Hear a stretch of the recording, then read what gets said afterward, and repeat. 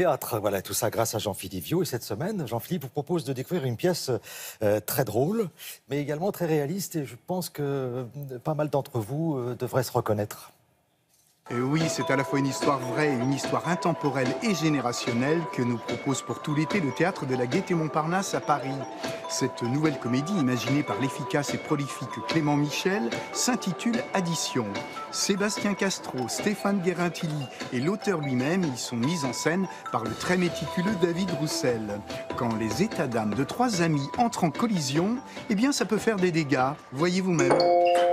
Hier après-midi, derrière mon pupitre, j'en pouvais plus. J'avais envie d'être toute seule avec toi dans l'amphi, monsieur le professeur. Derrière mon pupitre, attends, que fait Sylvie à la fac derrière un pupitre? C'est pas Sylvie, ça vient d'une Jeanne. Non. T'as un tire-bouchon. Ah mais ça suffit, prends-le toi. Non, mais j'en veux pas moi. T'as un tire-bouchon. C'est trois amis qui passent un week-end à la campagne et le personnage d'Axel que joue Stéphane se réveille le matin et leur dit finalement je suis désolé pour hier, je vous ai invité à dîner au restaurant, je regrette, est-ce que ça vous ennuie pas de me rembourser? Mon personnage Jules, on va dire, qui sort de ses gonds et le personnage de Sébastien qui s'appelle Antoine sort son chéquier, voilà. Figure-toi qu'hier soir j'avais justement envie de vous inviter tous les deux. Pas pour lui en mettre plein la vue, ça je pense qu'elle s'en fout complètement, mais parce que ça me faisait plaisir de partager ce moment avec vous. T'étais prêt à payer 480 € hier soir et tu refuses de payer 140 € ce matin? La grande originalité de cette pièce pour moi, c'est que c'est vraiment construit comme un film. Il y a des thèmes, des sujets qui sont assez graves, mais c'est parsemé d'humour du début à la fin. Tu trouves que c'est des textos cochons? Mais non. La personne qui les écrit est une cochonne, c'est ça que vous pensez? Oui, un peu. Moi, pas du tout. Mais bien sûr que si, il a raison. C'est une cochonne. Angoisse, envie, faille, aigreur, doute et remise en question sont là abordés avec beaucoup de justesse, d'intelligence et de lucidité par l'auteur. Peut-on tout se dire entre amis? La réponse est ici oui. Jules a beaucoup additionné aujourd'hui. 105, j'ai estimé à 105 le nombre de fois qu'Axel a trompé Charlotte. Cette année. Ah, toi aussi, tu crois que je peux pas entendre la vérité? Tu peux l'entendre, mais je sais pas comment tu vas l'accepter. Mais vous avez quelle image de moi exactement, tous les deux? Très bonne.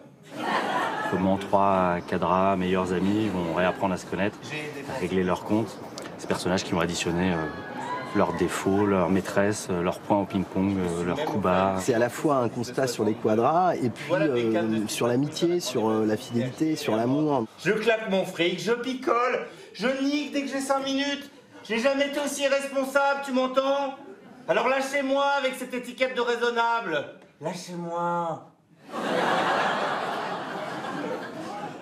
Il n'y a absolument pas les ressorts d'une pièce comique, mais pour moi c'est encore plus drôle parce que justement la base est profonde, sérieuse.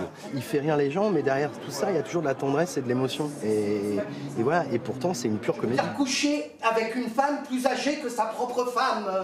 C'est complètement dingue. Qu'est-ce qu'il y a de dingue? Mais tu réalises pas la portée de tes actes. T'es en train de remettre en cause l'essence même de l'adultère. Après le succès théâtral de ses dernières créations, le carton et une semaine pas plus, Clément Michel a mis là encore une fois le doigt sur un sujet qui nous concerne ou nous concernera tous un jour ou l'autre. Entre suspense, rebondissement, humour et légèreté, le trio Castro-Guérintilly-Michel est parfait. Il sait à la fois nous amuser et nous convaincre que même lors d'un week-end ordinaire entre amis, eh bien il peut s'en passer de belle. Voilà, c'est tout pour aujourd'hui. Bel été à tous et à très bientôt. Merci beaucoup, Jean-Philippe.